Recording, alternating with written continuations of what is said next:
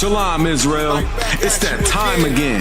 The ISUPK, under Commanding General Yahana, presents the Lord's 57th Annual Passover. That's right, the Lord's 57th Annual Passover, April 4th, 2026, in Houston, Texas. All Black, Hispanics, and Native Americans are commanded to observe the Lord's Passover. This will be the biggest Passover to date. You do not want to miss this. Fresh lamb, fresh wine, and bitter herbs as commanded by the Most High. Only $200 per person, ages 17 and up. The biggest event of the year. There is only one Passover, and it's under Commanding General Yahana. See you there, Israel. Shalom. Nobody else there to compare to. Train for war, men of war, and warlike apparel. Prefer our leaders, can't get between us. Watch where you stepping.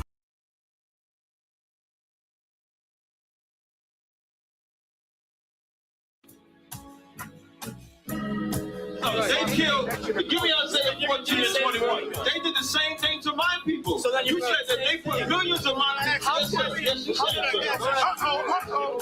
Should a murderer go to jail for murdering? Absolutely. Should a thief go to jail when he steals? Absolutely. Should a robber pay back the money he robbed? Absolutely. So why shouldn't the white man pay for what he did? That's right. That's right. One day you'll see just how it feels.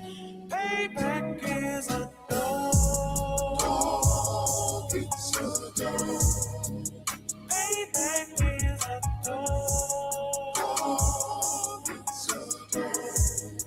Payback is a dog. It's a dog. Payback is a dog. It's a dog. I'm in a hell of a hole, was never expected to grow. Just obstacle set in the road, that a result of me selling my soul. The story I'm telling is cold, but yet it's what everyone knows. The white man's the devil is known.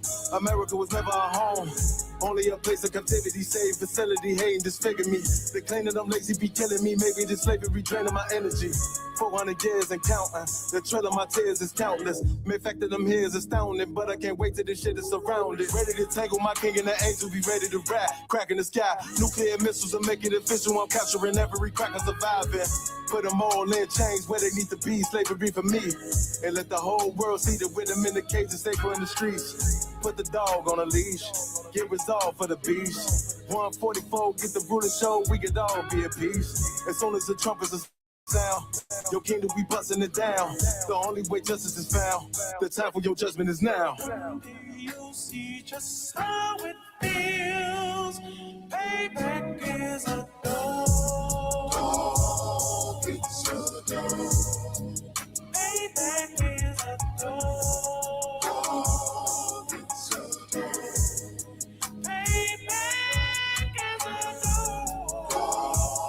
It's a dog. Payback is a dog. It's a dog.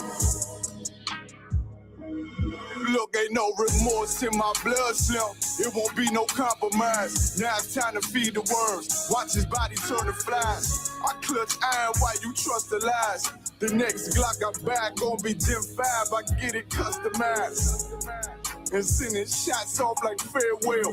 Praying payback come back around like a carousel. Still remember your Honda's words ringing in my head like bells. Said you in his body, you fit the Lord, fuck the cartel. Triangle choke, apply pressure to the game like I did Vondale. Payback's a bitch in a dress, she a bombshell. Revenge is served cold, I just hope they make an oxtail. Glock fresh out the box, I swear it got that new car smell. Made myself a target in a world of mad shooters. Devils design fire for our babies to pass through it. And the day of our king's reign, I'll be overzealous. They bought my jealous, I bought brand new parabellums. Someday you'll see just how it feels. Payback is a dog. It's a dog. Payback is a dog. It's a dog. Payback.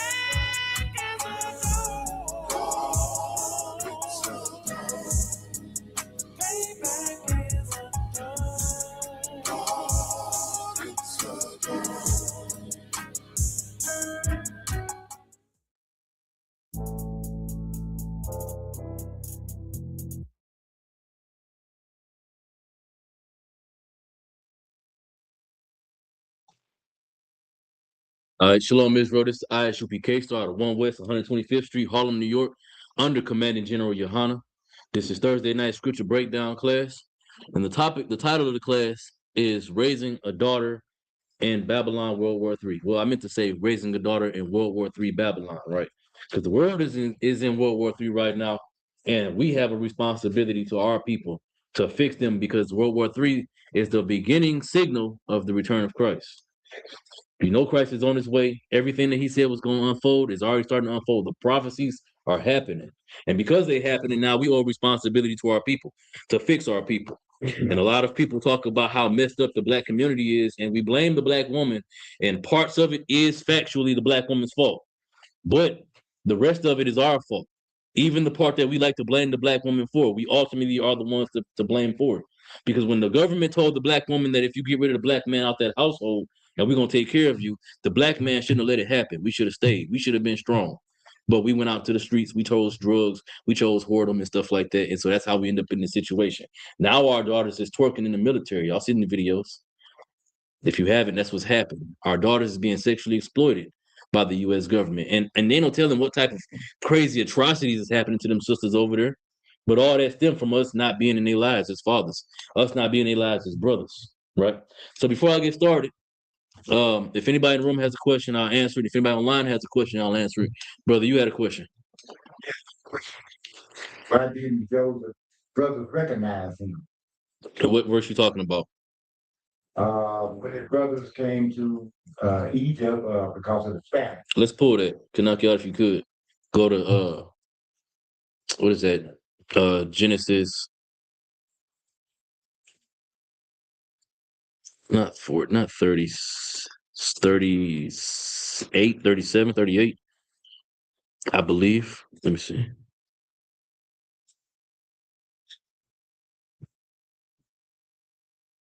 No, it's past there. Because we talking about that's Judah's descendants. Before then. So we're looking at 40 something. 40. Let me see.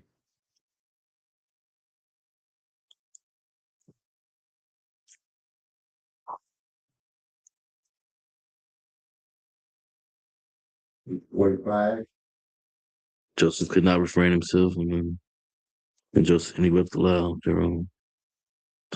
Okay, come on. Started with Genesis 45 and 1. Zabak, if you could, turn that air on about the shot. Because you're right above you. Salaki, if y'all was hot, y'all could let me know. Salaki. Go ahead, Kanaki. Okay. Start verse 1. The book of Genesis, chapter 45 and verse 1. Mm-hmm. Then Joseph could not refrain himself before all them that stood by him. And he cried, because caused every man to go out from me. So Joseph is saying, all of y'all need to leave me. He's crying right now. He's in his feelings right now because he's not seen his brothers since he's been put in captivity, since he got sold to the Egyptians. Keep going. And there stood no man with him, while Joseph made himself known unto his brethren. And he told his brothers who he was. Keep going. Verse 2, and he wept aloud, and the Egyptians in the house of Pharaoh heard. Mm-hmm. And Joseph said unto his brethren, I am Joseph. He said, I am Joseph. Keep going. Doeth my father yet live? So now he's starting to ask about his father. So the brother's question is, what was your question again? My question was, why did his brothers not recognize him? Right. So Joseph, when he was sold into captivity, to Egypt, he was a boy. He was a child, you know. When you reading about in Genesis 45 is years later, way, way later, where he's the number 2 man under Pharaoh now. Right? So the reason why they don't recognize him because it's been so long since they had seen him. They didn't know who he was. All they know is we going to Egypt, we going to see Pharaoh, we going to Pharaoh's house. But instead of meeting with Pharaoh, they met with Pharaoh's number 2 guy. Can I ask you a question? Yeah, they asked my question, you know. If I had a little bit to add to it, because I figured that, like you said, he was a boy. To Egypt, right? That's right. Okay. When they seen him again, he was their man. Mm-hmm. Okay, and if you go through the scripture, you will find out that he talked to them through an interpreter because he did not want them to recognize. You're right. That was his point, because he wanted to see where their spirits was at. Yeah. So later on, whenever he finally was willing to speak with them face to face, you know what I'm saying, he couldn't bear it. That's why he sent everybody away so he could cry and just openly tell his brothers, "I'm your brother." You know, after having seen Benjamin, then sending them away. You know, Thanks. no sweat. Anybody else got any questions? Everybody to Bob. And if anybody online got a question, put it in the chat and I'll answer it. All right. So again, the topic of discussion is raising daughters in Babylon during World War III, right? So first, I have to prove to y'all where Babylon is. Where's Babylon? What is Babylon?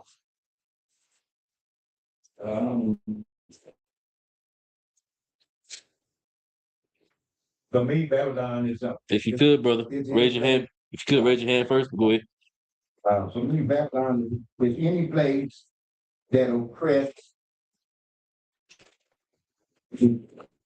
That's a good answer because that's what happened in Babylon, but that's not the answer specifically, the specific answer. When the Bible talks about mystery Babylon, where is that at? Do we know? It's America. Now, how do you know? Do you have a precept? I can start bringing my precept, but I think Now, note to self, all of y'all young brothers, if you're gonna be a trooper, if you're gonna be in the school, you need to bring a notebook, a pen, and something to write with.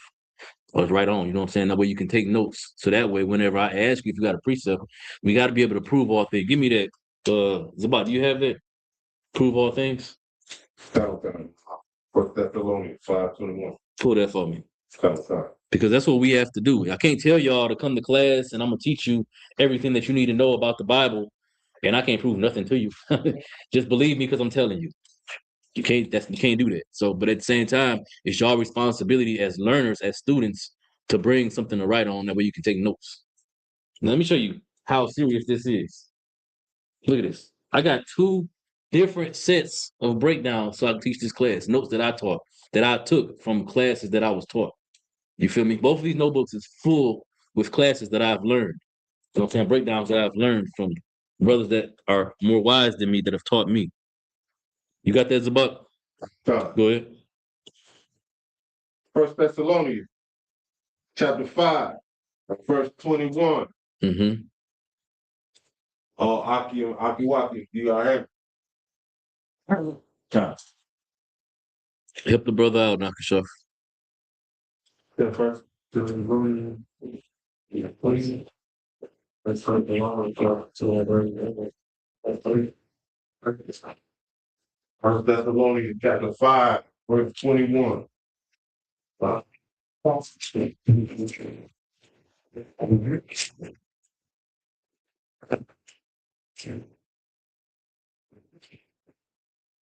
Again, brother and sister, if y'all have any questions at all, even while during the class something come up and you want to ask about it, feel free, okay?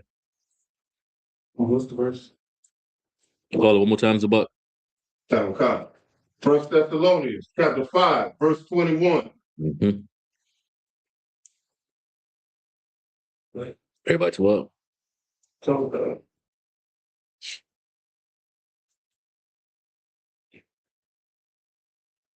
It'll be towards the back of the Bible.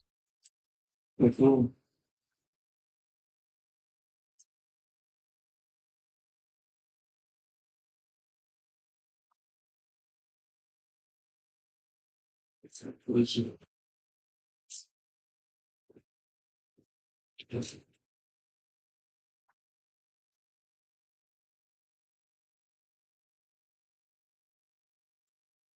this also shows the importance of just reading on your free time. It'll help you get more familiar with which book is which ones come after which, and it'll help you find them faster. So just take a little bit of practice and do them. Everybody to up. Go ahead, Zabak. First Thessalonians chapter 5, verse 21. Prove all things. The scriptures say prove what?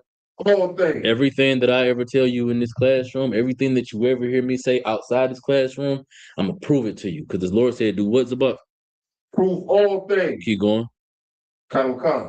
Hold fast, which is good. Hold fast to that which is good. What is good? The law. These laws, statutes, and commandments are what's good. How are we supposed to carry ourselves Live our life. You had a question? I was gonna say I got a precept for this. Go ahead. What you got? Kind of.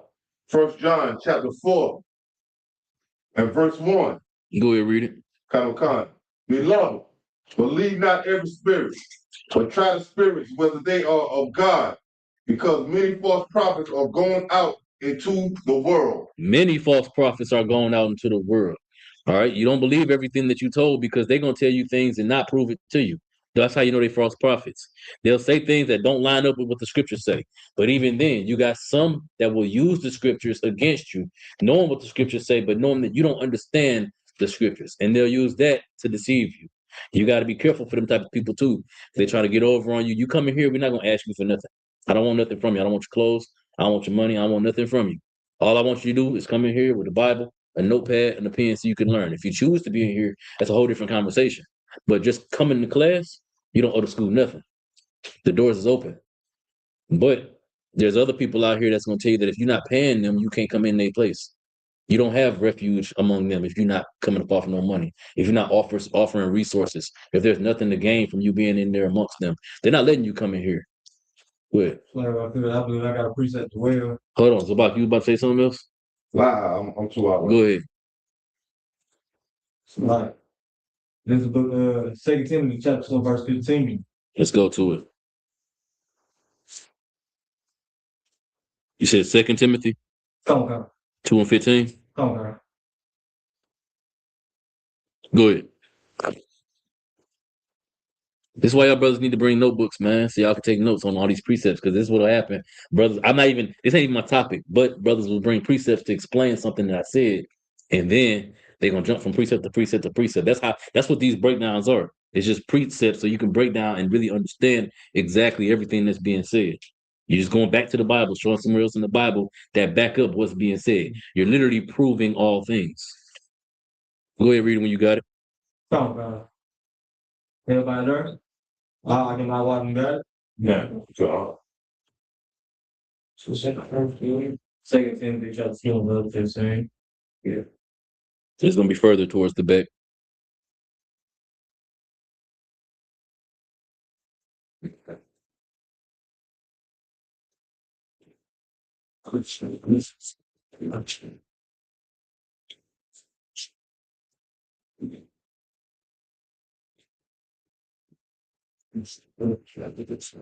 Second Timothy chapter 2 and verse 15. Yes, right.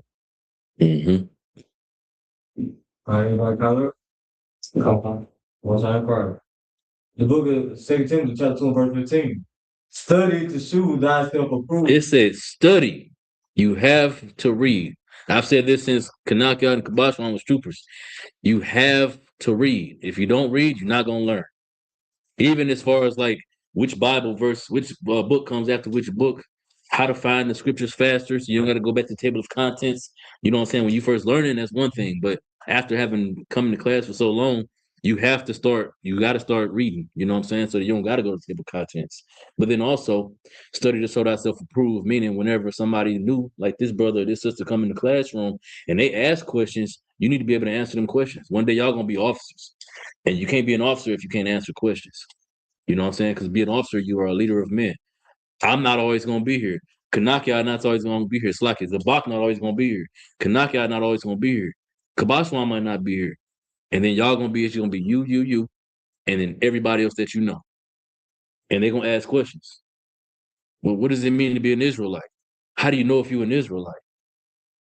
What can and we can't, what can we eat? What can't we eat? You got to have answers to that, but you won't have answers if you don't read. You have to read. Keep going. Come God. Approved unto God. Mm-hmm. A workman that needeth not to be ashamed. And don't be ashamed. Don't be ashamed because you can't go hang out because you got to study. Don't be ashamed because you can't go mess with the girls down the street, the girls that's in the school, the girls at the party, because you busy studying this work. You studying to learn to do the thing that you said that you wanted to do. Otherwise, don't do it. The Lord said He rather you be hot or cold. Don't be lukewarm. If you're gonna be hot, be on fire. Being on fire is studying. Keep going. Come God.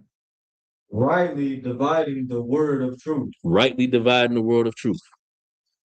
Everything that's written in here, some of it's written parabolic, and some of it is literal. You got to be able to divide the two. You got to be able to make sense of all these things that we're reading, because it's, truth be told, the KJV is an English rendition of ancient Hebrew and Greek manuscripts, right? And if that's the case, I think it's in Wisdom of Solomon and the Apocrypha in the very, very beginning, it'll tell you that some things get lost in translation from language. So words that have meaning in Hebrew don't mean the same thing when you just put them in English. For example, the word for God in Hebrew is power. It's Elohim or Elohim. It's like in English they say Elohim, the fake Hebrew. They say Elohim. But then you also have the Most High God's name. So there's different things when it comes to God, different words that mean God in the English. All in English is just God. So you're losing a whole lot of meaning and a lot of intention that the writers had whenever they wrote it. You get what I'm saying? So you have to study. You have to be able to divide the word truth. Read the next verse. Come. Verse 16. But shun profane and vain babblings. But shun profane and vain babblings. Those people in them churches that's gonna give you all type of different lies. Flat out just call them what they are. They lies when they give you the so-called breakdowns of the scriptures. They don't show you nothing that the scriptures say. They don't never show you. They don't have precepts that's backing up. You see how I'm talking about a topic and these brothers just throwing out different places in the Bible that confirm exactly what the scriptures are saying? In the church, they don't do that. You can't do that in the church because it's all about the pastor, it's all about the performance, the show, and then about the money. It ain't about you learning. Why you got to pay to go to the church?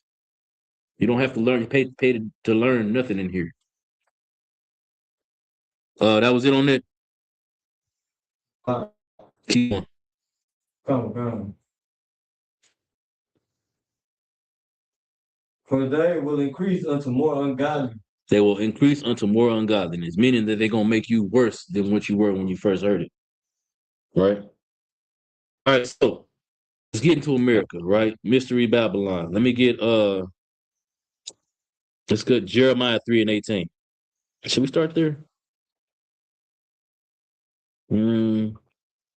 No, let's start Jeremiah 3:18. We'll work our way through it. Right, because we have to understand where Babylon is. Babylon is not over there overseas. Babylon is not what they call currently modern day Kush, Ethiopia. Babylon is not Ethiopia. The original Babylon, yes, it was where Ethiopia is modern day. But now when the Bible talks about Babylon, especially when it comes to prophecy, it's talking about here in America. Mm-hmm.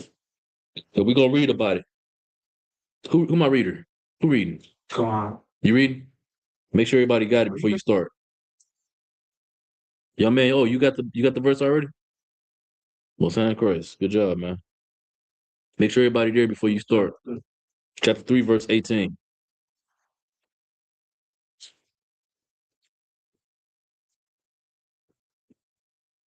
All right, this is Jeremiah chapter 3, verse 18.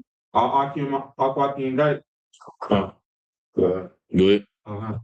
In those days, the house of Judah shall walk with the house of Israel. It says, in those days, meaning the end times, meaning the times we are in right now. It says the house of Judah, meaning the southern kingdom, is going to walk with the house of Israel, meaning the northern kingdom. So it's all 12 tribes. We're going to walk together. Keep going. Okay. And they shall come together out of the land of the north. Out of what land? Out of the land of the north. The land of the north. Now, where in all of the Bible's history has Judah and Israel, meaning the northern kingdom and the southern kingdom, been together in a land called the north? That's a trick question. It ain't never happened until we came here. Now we're all coincidentally here in North America. By and large, the vast majority of us are all together here in North America. This is the land of the north. This place, this continent, this country. Keep going. That I have given for an inheritance unto your fathers. They gave this land an inheritance to some of our fathers. Not all black people are descendants of slaves. Some black people ancestors was already here. And of course, our Native Indian brothers and sisters, as well as our Hispanic brothers and sisters, was already here. This land was given as an inheritance to them, but it was taken by our oppressor, the white man, right? But it says that we're going to come out of this place together. This place is the only place that we are together throughout all of our history, where we've been together apart from when we was in Jerusalem. But when the southern kingdom left, I'm slacking. When the northern kingdom left, we got separated. They went into Assyria, and Babylon invaded us. And then they left Assyria, sailed across the Euphrates, sailed down across the bottom of Africa, and landed in South America, where Panama is today. Fun fact about history: that's why Panama, if you look at America, South America, civilization, Panama, or is it Panama? Well, on The very, very bottom. Yeah, it's Panama, right? Yeah. So from Panama, and if you look from there going north, you can see as civilizations got smaller and smaller and smaller. They was mostly developed where they first landed at, which was in Panama. Right? Keep reading. verse 19. But I said, how shall I put thee among the children, and give thee a pleasant land, Mm-hmm. and goodly heritage of the host of nations? Right. He said, so the Lord's asking, he said, how can I give y'all inheritance of the host of nations? That's what our job is to do. We're going to inherit these heathens after the war with Christ, after Christ destroys them, after World War III, after the judgment. We're going to inherit this whole earth under his rulership. And we're going to inherit them heathens, and they're going to build our walls. That's what the scriptures say. But how can we do that if our daughters are out here being taken advantage of because our men are not leading them? How are we going to do that if our wives are out here not submitting to their husbands because they don't got men that's worth submitting to? The class ain't just about talking about the sisters. It's really about us. It's ultimately always just about us. What Captain Zorok say? When sisters stop being whores, when we stop loving whores, until then, they're going to continue on doing what we want them to do. Even in their sin, they submitting to our will. We just got to change what our will is, what we desire from them. Keep going. And I said, thou shalt call me my father, and shalt not turn away from me. He said that we are going to call him our father, and we're not going to turn away from him no more. That's when we'll inherit everything we're supposed to inherit here. But until that day, we can't, because we got to get right. Right? Let's drop that. Let's go jump down to chapter 16 and verse 14.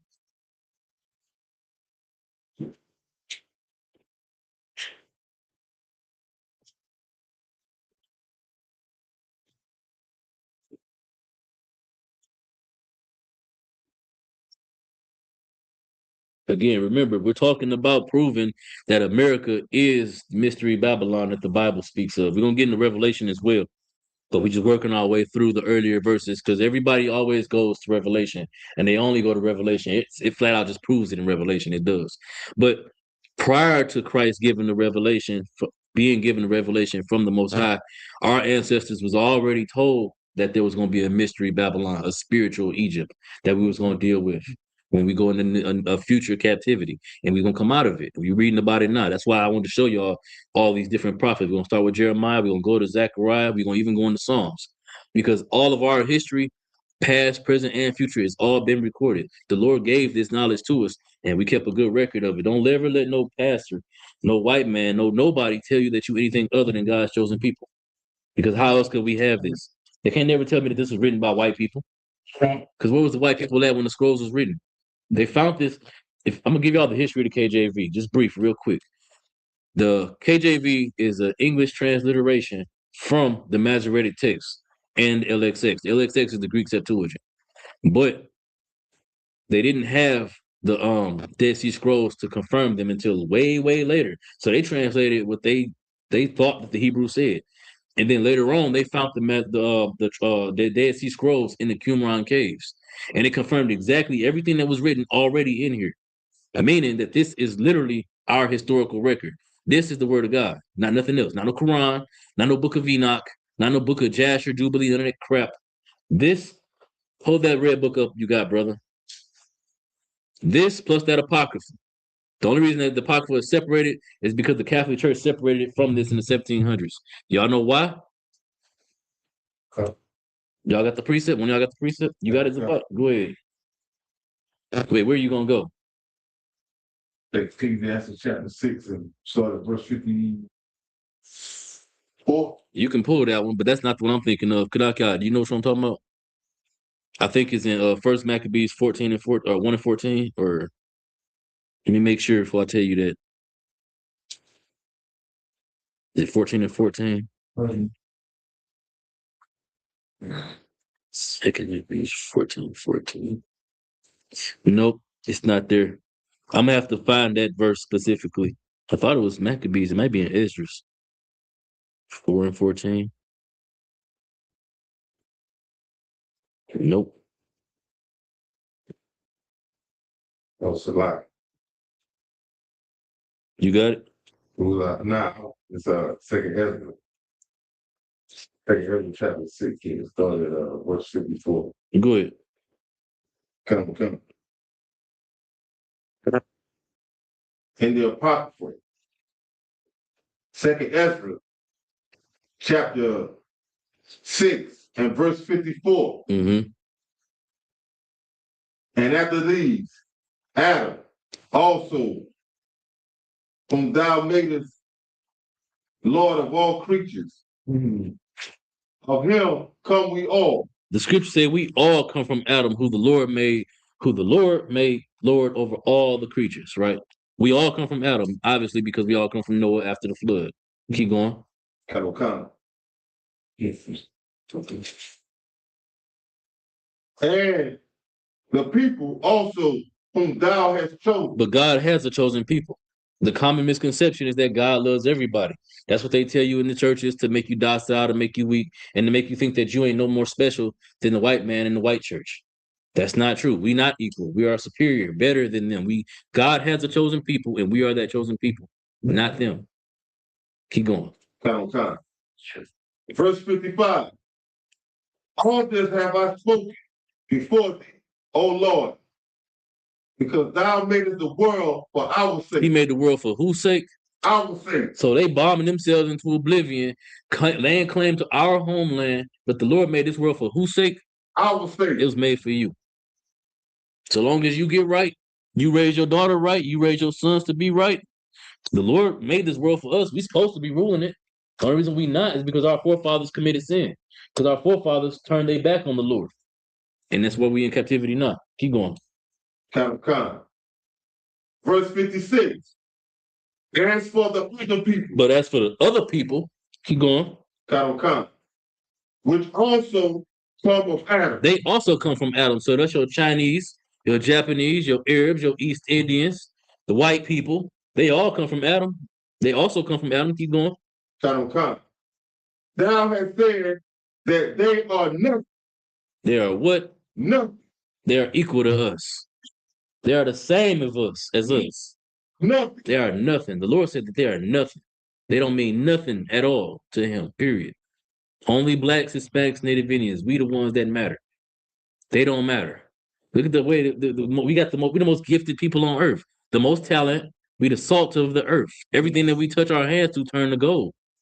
And they exploit us because they can't do it. They're not nothing to him. Keep going. Kind. But be like unto spirit. They like spit. They're like, when you sleep, you wake up and you got that little bit of drool come off the corner of your mouth. Yes. That's what they are to the Lord. They're nothing. You just wipe it away because they ain't supposed to be there. It's nothing. Is that it on that? Keep going. Kind. And has likened the abundance of them unto a drop that falleth from a vessel. Y'all understand what that's saying? The Lord is saying that the whole abundance of white supremacy, the whole abundance of all these heathen nations is like a drop that fall out of a bucket. So imagine I got this cup right here full of water, and I do it like that a little bit, and a little splash of water tip out. Am I tripping about that? Am I going to lose my night because I lost that drop of water? Do I care about that drop of water that fell? I'm going to wipe it away because it's inconvenience on my table, but no, I don't care about that drop of water. And that's what the Lord is about, all them heathen. He don't care about them. They're not his people. That was it on it? Kind. All right. Let's go back to Jeremiah. Let's go to Jeremiah. What was we holding? 16 and 14? You got it? Come on. Go ahead. All right, this is Jeremiah 16, chapter 16, verse 14. I got it. God. Yeah, I'm looking for it. You got it? All right, go ahead. All right.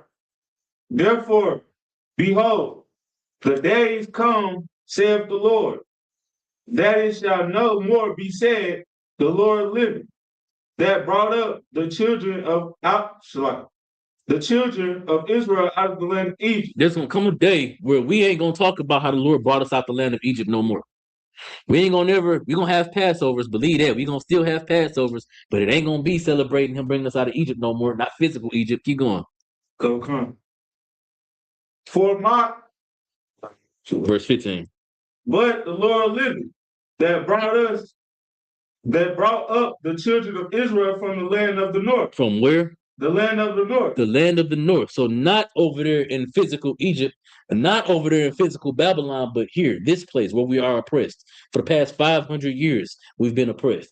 Being still unalive today, hung on the streets, lynched, pulled out of cars, put in concentration camps.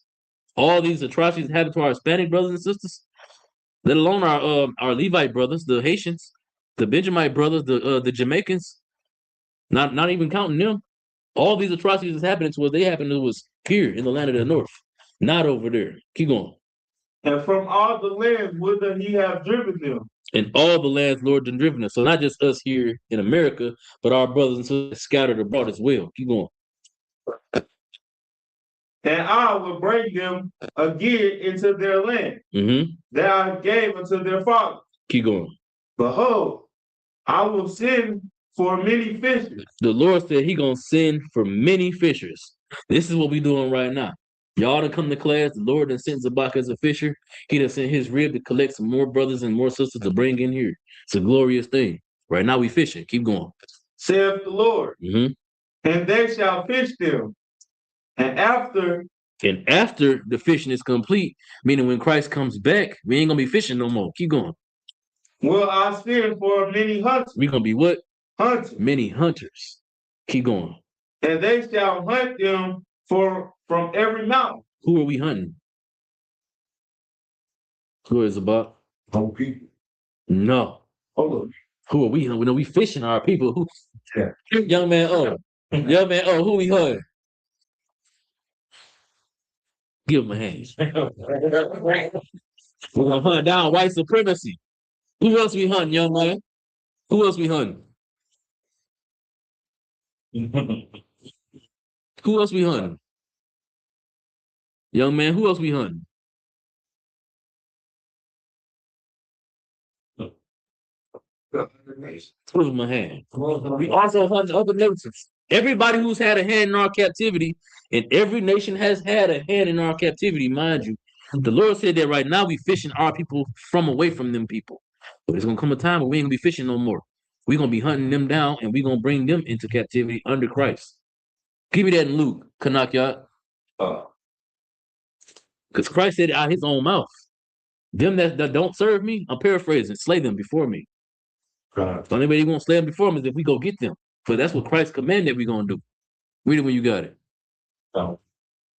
The book of Luke, chapter 19, and verse 27. But those mine enemies. Christ got enemies. Also, more proof that Christ don't love everybody. Christ only love who God love, and God got enemies. If Christ got enemies, keep going. Which will not that actually reign over them. They don't wish that Christ will reign over them. Keep going. Bring hither and slay them before me. Bring them before me and slay them. Christ want us to go get them heathen. We're gonna hunt them down, bring them to Christ, and slay them for him. Why? Because the Lord said vengeance is his, but it's gonna come at the hands of his people Israel. And we are those people. So one day, brother, every bad memory of white people, and you gotta keep a straight face and keep calm and be patient from the past, all that's gonna go away. One day they're gonna suffer everything that they've ever done to us. And that's a beautiful, glorious thing. Let's go back to is there any more in Jeremiah? Keep going. And they shall hunt them from every mountain and from every hill and out of the holes of the rock. Now, you know, they cave people, so they're gonna go back to their home, the mountains, the caves, and try to hide after World War III. Really pop off after Christ destroys all them, they're gonna go and hide. And y'all seen that show Paradise on Hulu? That's literally what they did. World War III, not World War III, but crazy, abnormal seismic activity started happening. Talking about waves as tall as the biggest building in the earth, crashing down and destroying everything, flooding everything, killing all the wildlife, nuclear missiles being shot off. And so all the rich people in America did, they went to Colorado and dug a hole under a cave, under a mountain, and built a whole city under there and closed it up. They think that's gonna stop them from the Lord, but it ain't. What it say? Read that verse again. Read the last part of that verse. So gone. They shall hunt them from every mountain. From every mountain that they in, keep going. And every hill. Every hill. And out of the holes of the rock. And out of the holes of the rocks. No cave is gonna stop them from being captured and brought to justice for the things they've done to the blacks, Hispanics, and Native Indians. Y'all hear me? But all that's taking place here in Mystery Babylon, which is America. All right, let's drop down. Let's jump. Let's go to Isaiah chapter 47 and verse 1. No. Yeah. Let's go to Isaiah 47 and 1. Go ahead. The last scripture you were talking about. Go ahead, pull it.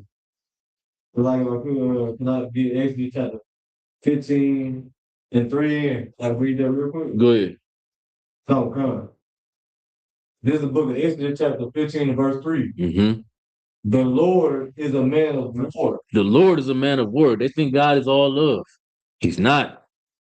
God is the scripture. I think it's in Jeremiah, if I'm not mistaken. They call the Lord a terrible power.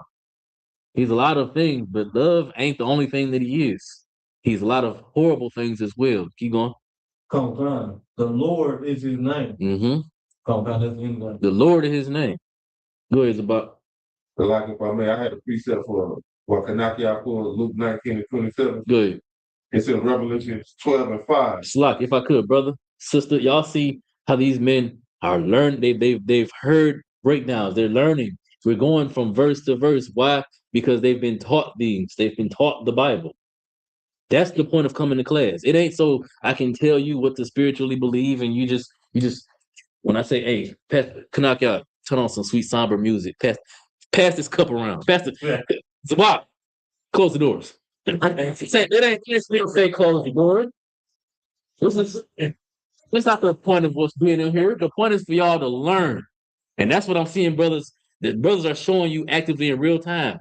We didn't script this. These brothers have this written down in their mental capacity, written down in their Bibles themselves. They know these precepts. Why? Because this is what the Lord told his shepherds to do, is to teach his sheep, feed his flock. Who is Zabak? Revelation chapter 12, verse 5. Read this for time's sake. Good. And she brought forth a man child who was to rule all nations with a rod of iron. With a rod of what? Not a rod of love, not a rod of peace, not mercy, not hugs and kisses, and I forgive you for everything that you've ever done. He said a rod of what? Iron. Keep going. And her child was caught up to his throne. He's going to be ruling over the heathen, all these nations with a rod of iron. Matter of fact, there's a precept for that. Now I'm going to pull a precept. Go to, Kanaka, give me, are you holding something? Okay, go to Revelation, what is it, 3 and 26? Or is it 2 and 26? Let me get there, see if I can get there before you. It's not 3. Yeah, 2 and 26. Go ahead. We'll start at 26. Go ahead. The book of Revelation, chapter 2, verse 26. Mm-hmm. And he that overcometh and keepeth my works unto the end, to him. This is written in red, right? This is Christ's words. Read again. And he that overcometh and keepeth my works unto the end. So that's us being saved in the end. Not being saved ain't something that happens right here, right now. You just confess with your heart and soul that Christ is your Lord and Savior. You do that. You definitely should do that. But you're not saved now. You're not saved until the end. We have to endure until the end, and the end ain't here yet. We're experiencing the end right now. Keep going. To him will I give power over the nations. And then you're going to get power over these nations, right? Keep going. Verse 27. And he shall rule them with a rod of iron. Again, that rod of iron, it's not talking about we going to have pity and mercy and we going to hug and kumbaya with the heathen. We're going to rule over them how? With a rod of iron. With a rod of iron. Keep going. As the vessels of a potter shall be broken to shivers. As the vessels of a potter. Do y'all understand what they're saying? Imagine you're a potter, right? You building pots out of clay, right? Some of them is wet, you molding them and everything, but once they dry, you set them to the side. I mean, once they're done, you set them to the side so they can dry. And then you go get that rod of iron. And then you breaking them. You breaking them to shivers. Read it again. Mm-hmm. and he shall rule them with a rod of iron, as the vessels of a potter shall be broken to shivers. They're gonna be broken to shivers. Keep going. Even as I received of my father. But I ain't gonna flat out say we just gonna kill them. But y'all heard what they read. Y'all see what it say. You feel me? Even as I received of my father. Christ was chastised with the rods of men, stricken with the rods of men, verbatim is what it say. You know what I'm saying? That was the prophecy. And just like Christ suffered, they're gonna suffer. But it's justice, it's glorious, and it's the will of God. It ain't that we just telling you to hate other heathen nations for no reason. Look at all of history, what they've done to us as a people, man. Everything that's wrong with us. The whole topic of the class was initially supposed to just be about talking about sisters in World War III and raising daughters to be right. But we can't even just zone in on that because we got to zone in on every single problem that afflicts the black community. Everything that's wrong with us is because of the heathen. None of us naturally hate each other. Brothers don't actively just choose to bang on each other in the streets. Gangs was invented to protect us from them, but they turned it into sensationalized it and made it cool to us. Now we banging on each other. But that's in the prophecy. That's enough. Give me, oh man, I'm sorry. It's like I'm going way off. Give me second Ezra. I'm sorry. Give me Deuteronomy 28 and 54. Because now we're gonna go into the curse, right? This ain't nothing I'm making up. This again, the scriptures say prove all things. We should have read that because now I'm gonna do it. Everything I'm gonna say is I'm gonna prove it to you. Read that when you got it. Deuteronomy chapter 28 and verse 54. Mm-hmm. So that the man that is tender among you Mm-hmm. and very delicate, his eyes shall be evil toward his brother. The men of our community are very, generally speaking, very loving people, very loving men. The spirit of brotherhood is strong amongst the black and Hispanic community. It really is. But our eye gonna be evil towards our brother. That's one of the curses. That's gangbanging right there. That's black on black crime. That's us hating on each other, envy. All of that summed up right there in that verse. Keep going. And toward the wife of his bosom. Now that's talking about how we treat our daughters and how we treat our women. Both. The wife of your bosom is your woman, but also it applies as well to our daughters as well. We fail our daughters when we allow this system to raise them. We fail our daughters when we allow them to go into the U.S. military, thinking that that's going to make them better, that's going to make them strong. It's going to make them assaulted. It's going to make them victims, potentially. And there's nothing you can do once you done let that happen. You want her to have a bright future, and her desire might be, I want to be wealthy. I want a career, and y'all might not have a bunch of money to send her to college. So you gonna sell her off to the military, sell her off to the oppressor, so he can do whatever he wants to your baby. No, you have to protect her from that because the world will tell her you don't need to be. Especially nowadays in America, they don't want your daughter to go to school and be educated. They want her to go over there in the military so they can take advantage of her, and they're gonna pay her later. That's literally how it works. You go over there, you serve, you damn near kill yourself, and then they pay you later at the end of it. That's why my grandfather make all the money he make. It ain't because he was over there in Marines for so long. It's because what happened to him while he was in the Marine. That's why he gets so much money now. Now he's all mentally messed up, and they don't care. He go to the VA and they give him a bunch of money, and they got this whole little military community that he live in. It's got some younger people living in it, but it's mostly old heads, and they just put them there to die. You got to protect your babies from that, sons and daughters. Keep going. So, like, is about your hand up? No. Oh, keep going. And toward the remnant of his children, which he shall lead. Is that something that we know about the black man? That the world just constantly tells us is true, but we know ain't true? That we just leave our children? Nah, I won't act like that just doesn't happen because it happens. But by and large, especially the closer you get to the modern day, look through history, the closer you get to the modern day, black fathers are there. We're in the house until we can't be. If our woman is a dragon, and sisters, sometimes women can be dragons, and unfortunately, when you treat men a certain way, you're actively telling him that you want to be a single parent. You have a man that's gonna sit there, gonna provide for you, take care of bills. He might mess up in ways that he don't mean to mess up, but instead of sitting and having a conversation with him, you yell at him, you cuss him out, and you disrespect his manhood. He's not gonna take it forever. In Psalms, it says, "It's better to dwell in a corner, or was it in the corner on the roof?" It's better. Yeah, one of them says one of them say the other. It says better to dwell on a rooftop than to dwell in the house with a dragon. You know what I'm saying? So if the scriptures is telling you this, why would you? It don't make sense to push your man away. And it's your whole line of defense. The whole purpose is us. The purpose of this class right now is for me to tell y'all brothers that one day we're gonna have to be man up, and take care of these sisters. But they can't do that if y'all put them out. They can't do that if you make them not want to come home and do the job of a father. You got to encourage your man to come home. Make him want to come home and see the progress of his offspring, see how good of a job you're doing raising them while he's out fighting the world, protecting y'all, defending y'all. You know what I'm saying? It's a two-way street. But ultimately, brothers, it depends on us. We have to put our foot down and say that we're going to do these things, take care of our family, provide for our family. That's the only way this curse go away. Because if you don't do that, read 2 verses down. Thank you, Ronnie. Mm-hmm. Because if we don't do that, this is what the outcome is. Verse 56. Deuteronomy chapter 28, verse 56. Mm-hmm. The tender and delicate woman among you. So our tender and delicate women, keep going, which will not adventure to set the sole of her foot upon the ground for delicateness. Our sisters were so dainty and so delicate, so precious that they wouldn't even put their feet on sand. They wouldn't walk barefoot on the dirt. They couldn't do it. They wouldn't do it. Keep going. This is what's going to happen if we don't get our stuff together, brothers. Keep going. And tenderness. Her eye shall be evil toward the husband of her bosom. Not her eye going to be evil towards you. That's how we get here. The way the black community is now, it's because we fail.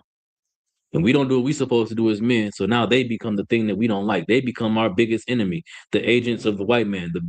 His greatest tool to destroy us is what they become because we fail. So this is what happens. Keep reading. And toward her son. And she's going to mistreat her sons. Every bad thing that's ever happened to any little boy is because his father wasn't there to protect him from the evil that his mother was taught by white America, by white supremacy.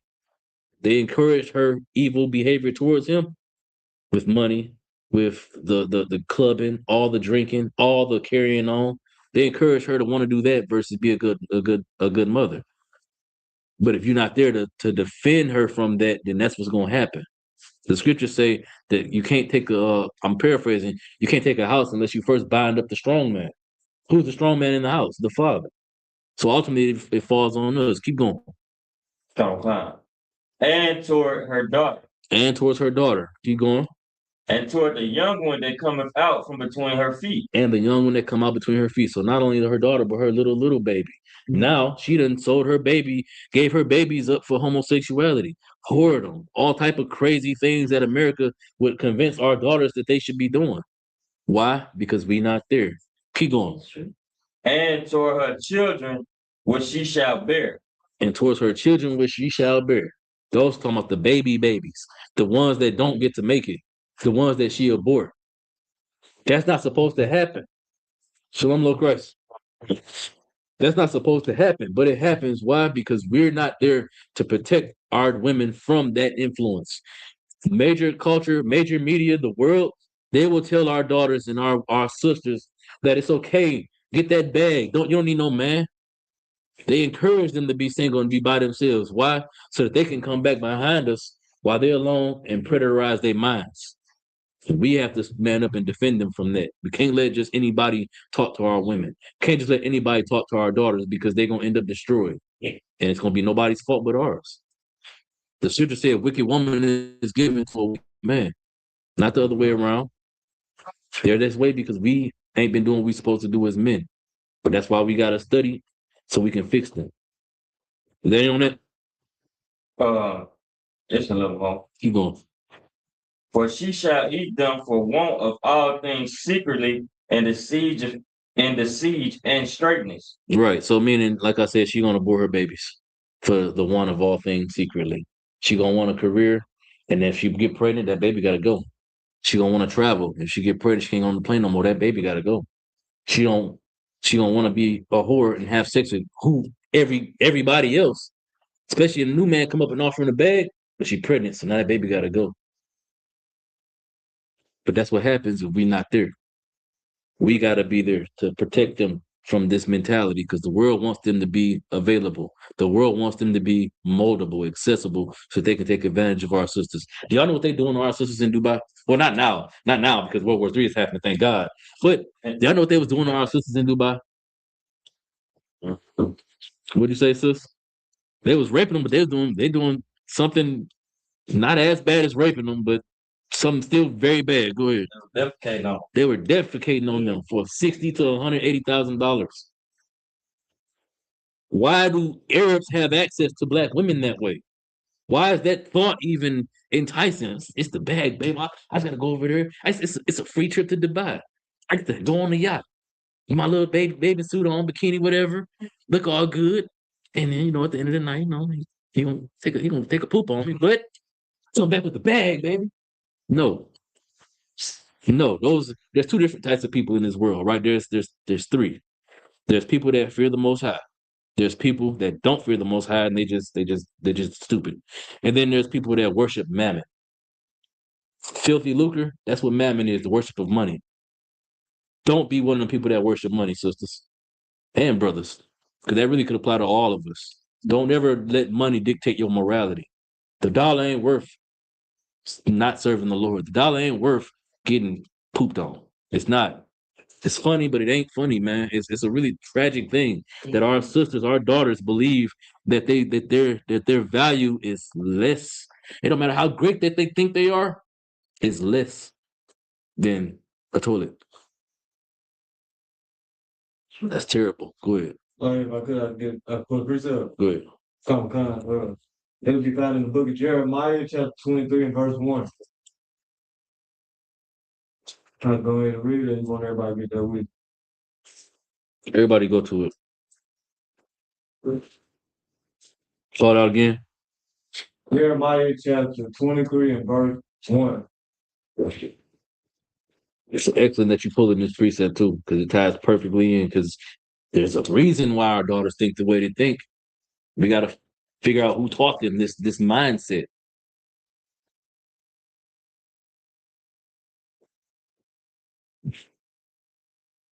Yeah, and that's it. Read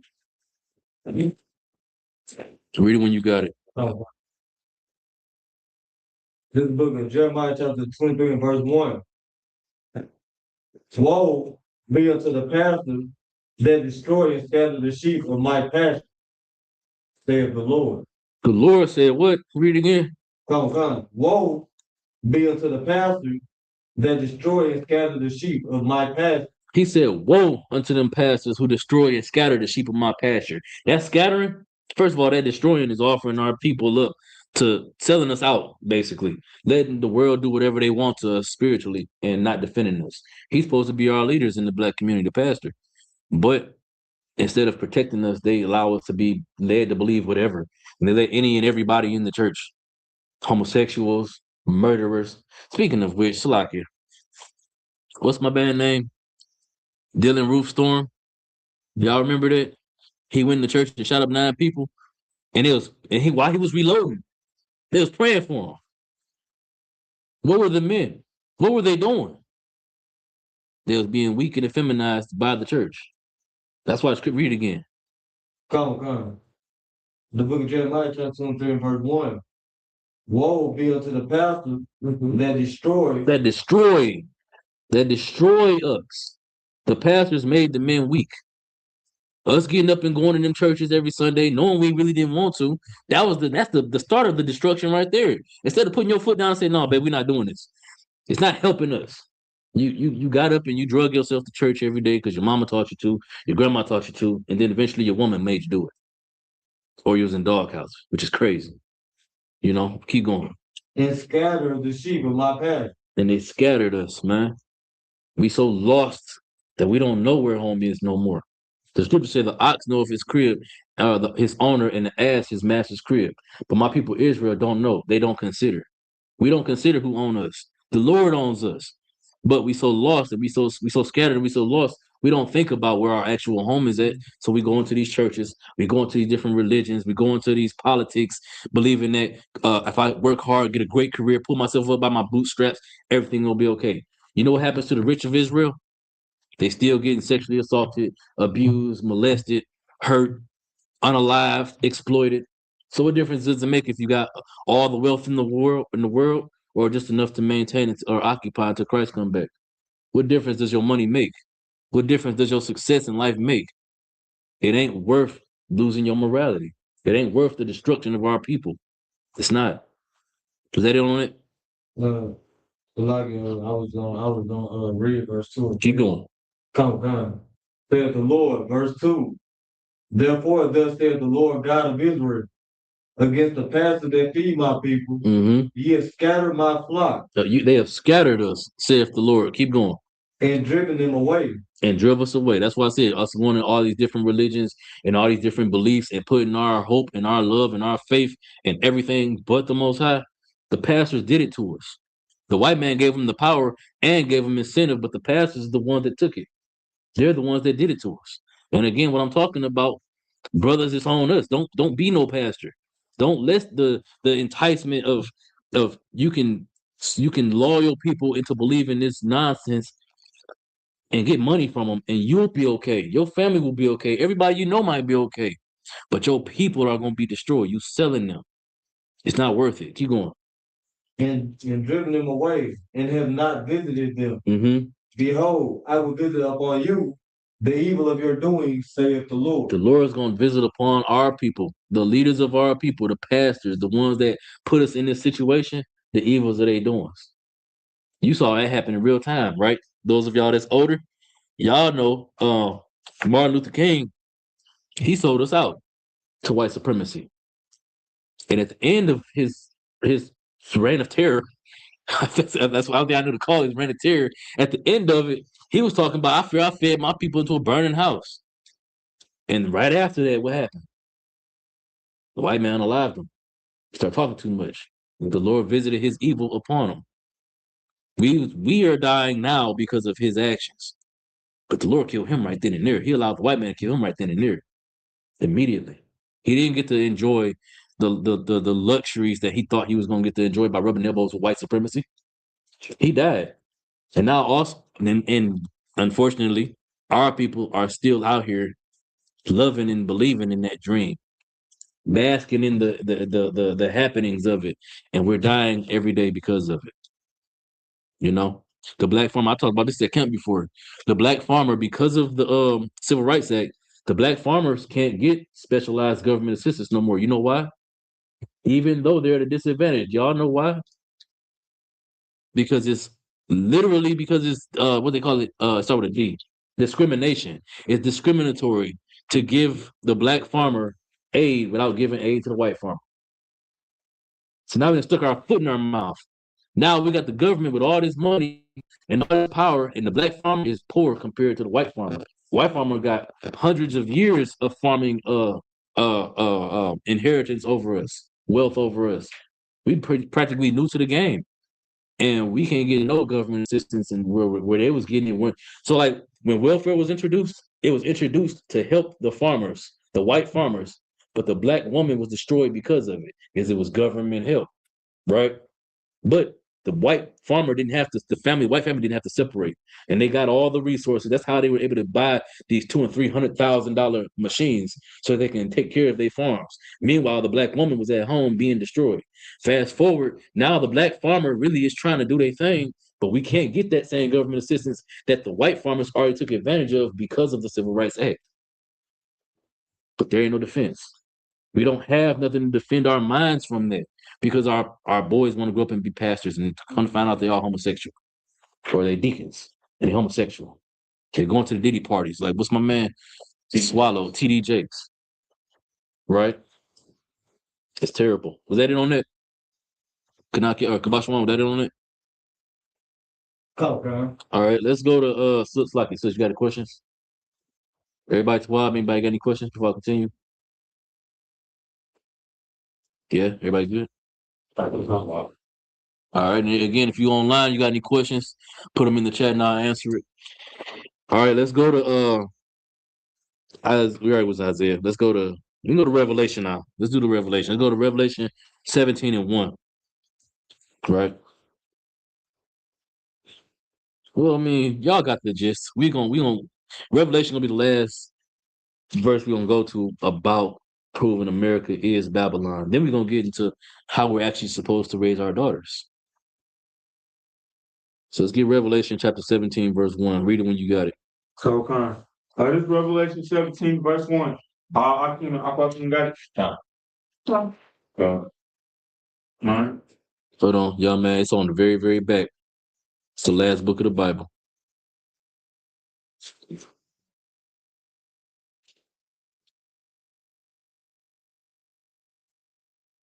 All right. All right, this Revelation chapter 17, verse 1. And there came one of the seven angels, which had the seven vials, and talked with me. Right. So this is a vision that John the Revelator is receiving, right? And he's explaining the vision allegorically, right? And he's using a bunch of different references to explain things that that exist today in the world. Keep reading. Saying unto me, come hither, I will shew unto thee the judgment of the great whore that sitteth upon many waters. The judgment of the great whore that sitteth upon many waters, right? Now think about this logically, right? There's only two continents that's surrounded by water completely. Y'all know what they are?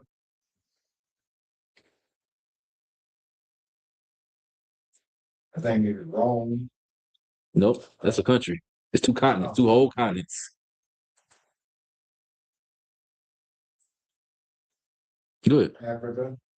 Who? Yeah, Africa's one. And where's the other one? Israel. No. Australia.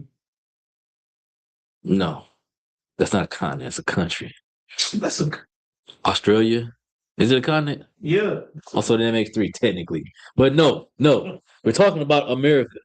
We're talking about America that sits on many waters. The reason why we know it's not talking about Africa or Australia or Antarctica technically is because we'd already read earlier that it's not talking about over there in the east. That's why we read the earlier precepts, right? It's not talking about over there where we once were. It's talking about this new Babylon, which is where we all are collectively, the land of the north, and not of the.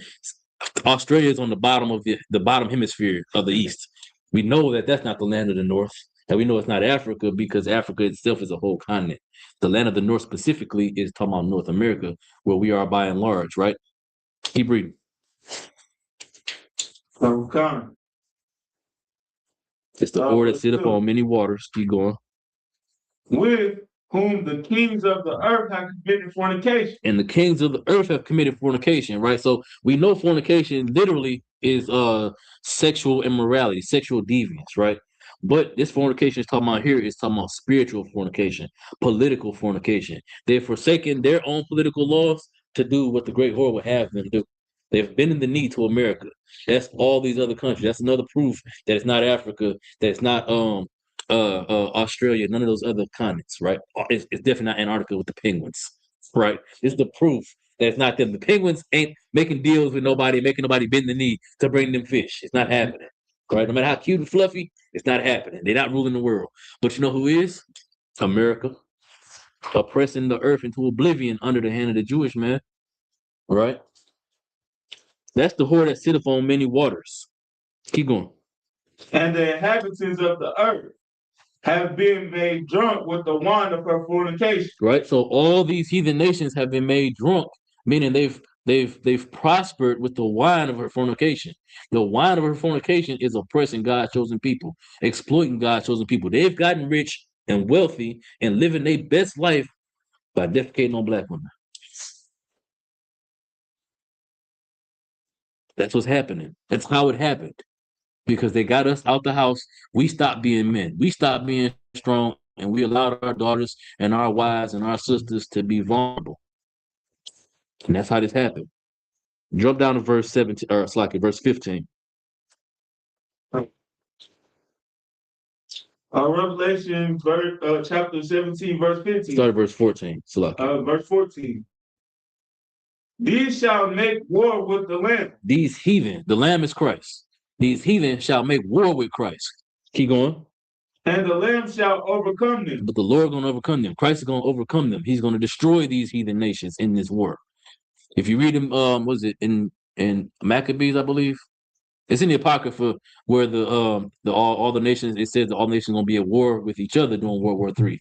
And then they're gonna see Christ. And they're gonna stop warring with them with each other, and they're gonna try to go to war with him. That's what this verse right here is talking about. Keep going. So come. For he is the Lord of lords and King of kings. Mm-hmm. And they that are with him are called and chosen and faithful. Keep going. And he saith unto me, the waters which are solid, which thou sawest, where the horse sitteth, are the people and the multitudes and the nation and the tongue. And that's another reason why you know it's America and not no other continent or country.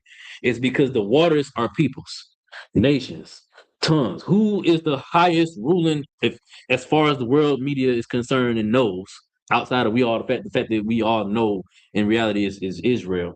But outside of Israel, what country rules the rest of the earth? It's America. The most powerful, the most influence, even if not literally the most powerful, definitely the most influence. They got the most back, and they got all of NATO supporting Israel, supporting America, right? It says that's how you know America is the country that it's talking about. Read that verse again. Come. And he said unto me, the waters which thou sawest where the horse sitteth are people and multitudes and nations and tongues. It's people, multitudes, nations, and tongues. So that's the last verse we're gonna go to prove that America is Babylon, right? And we know America is in World War III right now. The whole earth is in World War III, but America is fully involved, all the way involved. And all these things have to happen for us to be free. Give me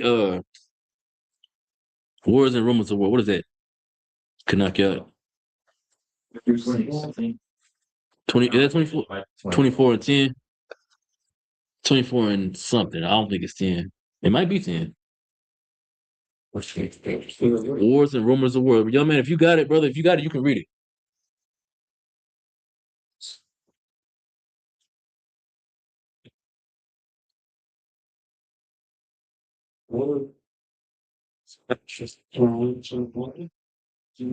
Wars and Rumors of Wars.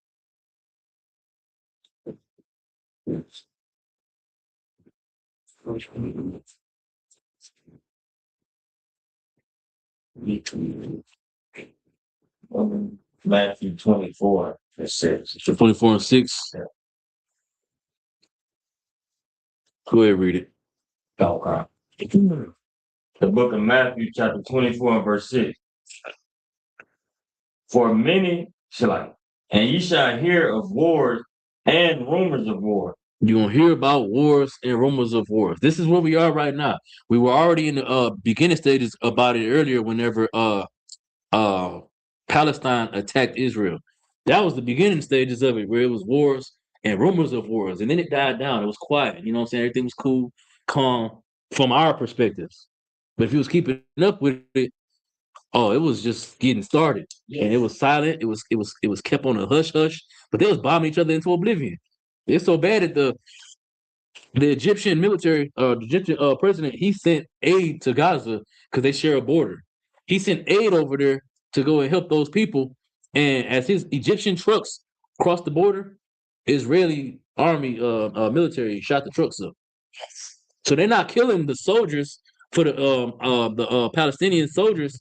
They're killing the people. Yes. Because that's what it's always been about, is exterminating and wiping out those people so they can take their land. That's the whole goal. Supposedly, they found 5 trillion gallons of oil under the bottom half of Gaza, where the Palestinians live in the desert.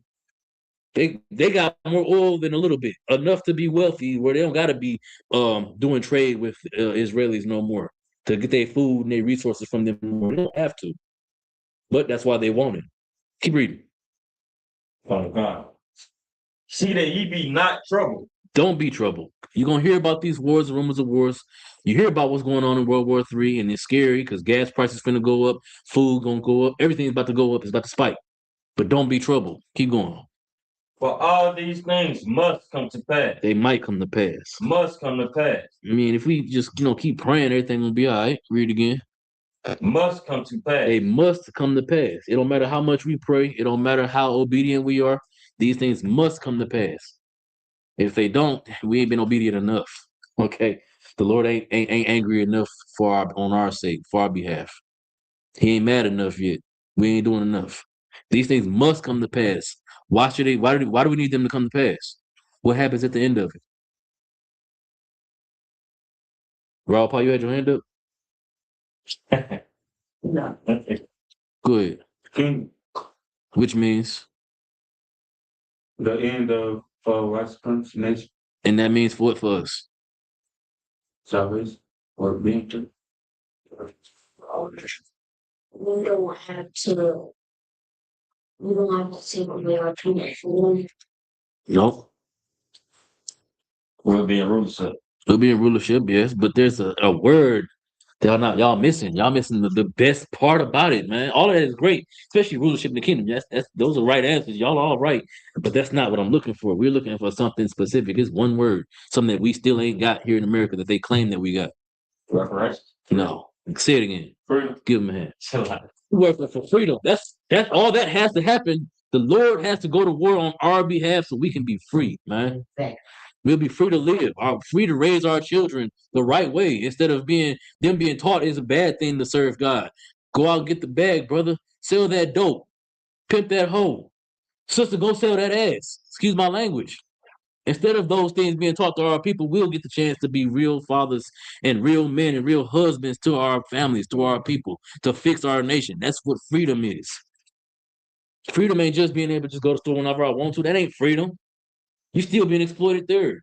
Freedom is not being exploited at all. In our law, usury is a sin. But we get exploited, they use us to death. And we call it freedom. It's not freedom.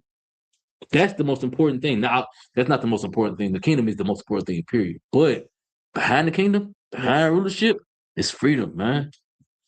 That's what we're doing it for, man. So we can be good people. We can be the people that the Lord made us to be. Give me Deuteronomy 7 and 6. I want everybody to turn to this one. Deuteronomy chapter 7 and verse 6. Because this is what freedom looks like. Come, Jeremy. Make sure everybody got it. Come, God. This is the book of Deuteronomy, chapter 7 and verse 6. Everybody there? Yes, sir. Right. I'm waiting on the 7 and 6.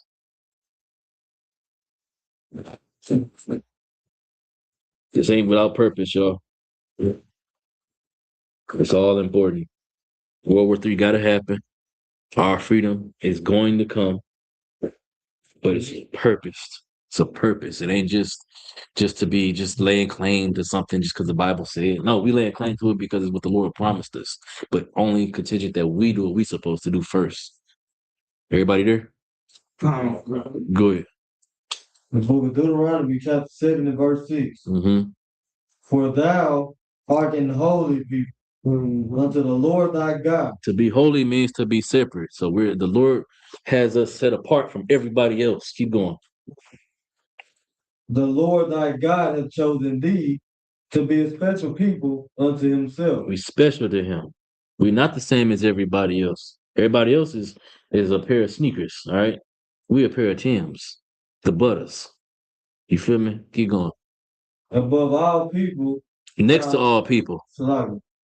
Above all people. Equal to all people. Above all people. We the same as all people. Above all people. We above all people. Keep going. They are upon the face of the earth. We supposed to be. But why? Keep reading. Verse 7. The Lord did not set his love upon you, nor choose you, because you were more in number than any people. The Lord didn't choose us because it's more of us than anybody else. Because we not. Y'all know Israel is the youngest nation in the Bible. We're the youngest race of people in the earth. Y'all know that? So few of us. It's a lot of us. We like the sands of the sea. It's really a lot of us, but it's more of them. That's why they got a head start on us in all throughout history. We've always been sheep herders. We've always been plain people. Our forefather Jacob, he was a plain man. He dwelt in tents. Even while his brother Esau was out in the field hunting and carrying on, you know what I'm saying? Jacob grew plants. You know what I'm saying? He was in the tent, he was in the crib, sitting down. You know, we're a small, comparatively speaking, we're a small nation of people, and we're real regular people. We got a God that go to war for us. We got a God that makes everything that's supposed to happen for us. You know what I'm saying? But our hubris and our foolishness led us to having to get it out the mud now. It's just like what happened with Adam. Keep reading. For ye were the fewest of all people. We're the fewest of all people. Keep going.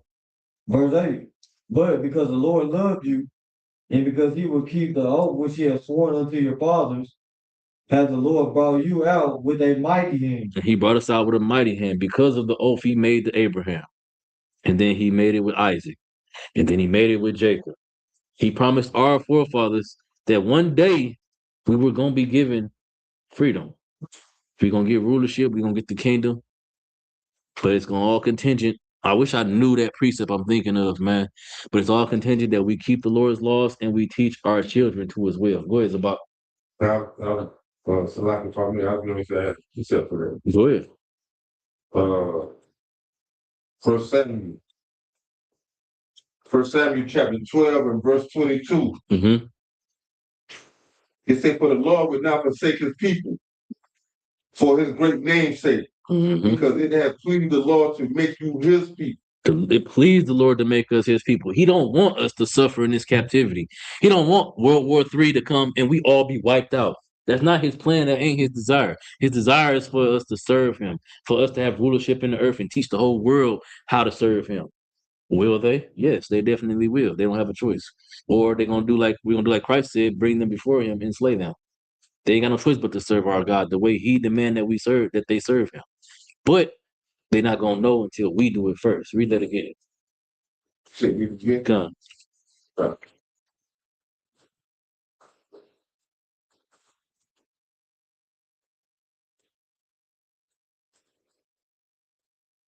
First Samuel chapter 12 and verse 22. For the Lord would not forsake his people for his great name's sake, because it has pleased the Lord to make you his people. Mm-hmm. It has pleased the Lord to make us his people.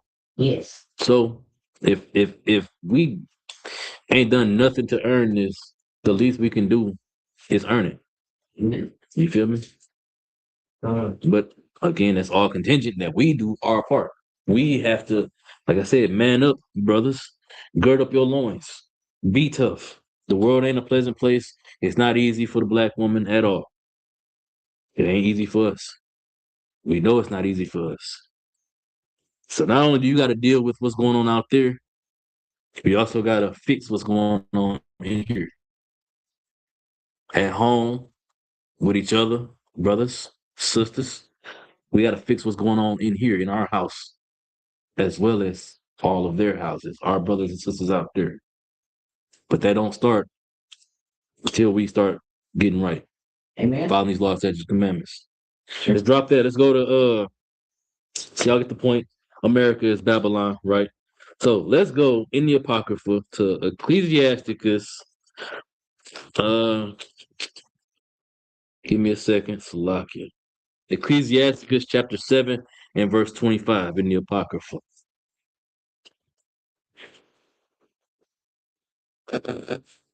Start at verse 24. Shoot, really. When y'all get some free time, just read the book of Ecclesiasticus, to be honest, man, because it's just wisdom from a father to a son, right? But let's start at verse 21. Come. This is Ecclesiasticus chapter 7, verse 21 in the Apocrypha. Start at verse 22. Verse 22. Mm-hmm. Hast thou cattle? Have an eye to them. Mm-hmm. And if they be for thy profit, keep them with thee. So it's literally talking about if you are a brother, if you're a farmer and you have cattle, it's telling you how to keep your cattle, how to take care of them and make profit off of them. Keep going. Remember, this whole book is about wisdom from a father to a son, teaching him how to be a man and his responsibility. Keep going. Come, verse 23. Hast thou children? Do you have children? Keep going. Instruct them and bow down their neck from their youth. From their youth. Don't let up off their neck. When they children, you make them follow these laws, statutes, and commandments. The scriptures say you train up a child in the way he should go, he'll never depart from it. Sure. We have to build their foundations. Us as men have to build these children's foundations. You have to build your little brother's foundations, your daughters, your little sisters' foundations. Hold their neck down. Stay on their neck. Don't let the world have them. Keep going. Come. Hast thou daughters? And do you have daughters? Now, we're not just talking about do you have children specifically. Do you have daughters? Keep going. Have a care of their body. Care for their body. Don't let no damn Arab defecate on our daughters. Don't let them think that money, no amount of money, is worth them stripping, showing their body on the internet, because that's what they're doing now. Walking around half naked out in public. Keep going. And show not thyself cheerful towards them. Don't show yourself cheerful to them. I want a brother to answer that question to me. What does that mean? Don't show thyself cheerful to them. Does that mean you can't smile at your daughter? You can't let your daughter see you happy? What does that mean?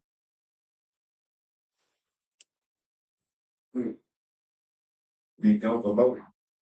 Don't promote it. That's a good answer. Go ahead. Don't show. Don't don't. Basically, like what you said, don't have fun with your daughter from it. No, it's not saying don't have fun with your daughter. You definitely supposed to do that. You're supposed to be a safe space for your daughter. She's supposed to be able to, like, all the walls come down, defenseless completely, like helpless little lamb when daddy's right there. She's supposed to be safe to be able to do that. You had your hand up? Go ahead.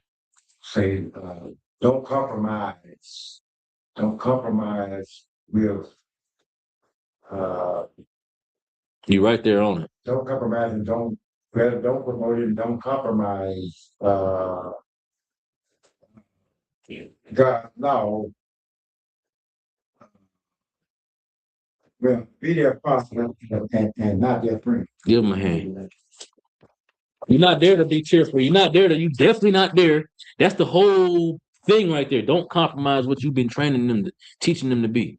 Don't compromise the role that you're supposed to be in them girls' lives.